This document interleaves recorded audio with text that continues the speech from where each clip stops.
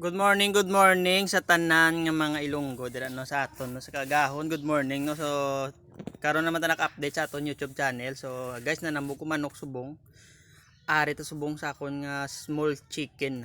May tatlo tadi ka bilog nga ginasagod nga manok, bali may dugo sila Rhode Island kag kaber, so kinanglan ta sila nga padamuon guys kay ti budlay subong Bisaya kagagmay yawon.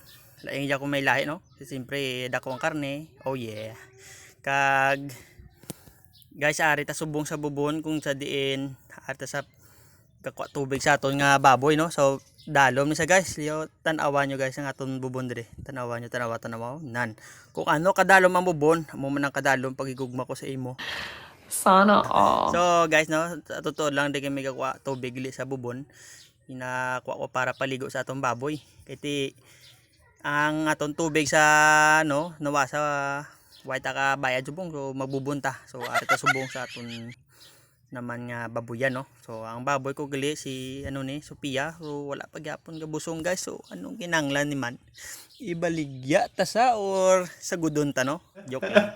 Siyempre sa gudon ta guys, kay siyempre subong lang ta nagbaboy liwat no. So ang atong baboy tatlo ni kabilog. So ang aring na paligo na damugan ko subong is kabusong na to siya no, 2 ka bulan. So siya wala pa. So kinanglan ko sa baklan guanadin. I-injikan ta sa guanadin para pampayamar no, for artificial no, kay siyempre magastuhan na ta sa pakaon kung hindi sa magbusong kamal dan subong sampids. Kag sa kadugayon magin nga ulat ano sugod sa pag-idek. So pagsagod ko na sa idek hasta nga nagnayon, so within 9 months kid nga sa gudanay ko ni, so nagastuhan kita no dako guys no, si budlay nga sigpakaon wala tasang may wala pagabusong. So ari naman ang ano ang isa ta ka baboy niya muning igwa na din ta no, i-update ta mo guys sa sunod ko nga video.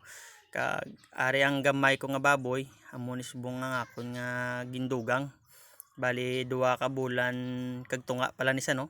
So budget man sa subong kasi medyo walangan ito subong sa kwarta guys. So aring isa niya mo niyang gabusong no sa sugod-sugod no, na mo na siya gabusong duwa na ni siya ka bulan.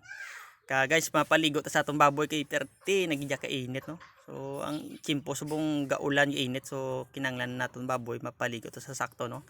Ka guys, di lang kita asta no, so don't forget to subscribe and click the notification below no para updated kayo sa akon nga mga video nga isunod ang upload. Kag thank you gid sa tanan-tanan sa pagtan-an nyo sa aton nga video.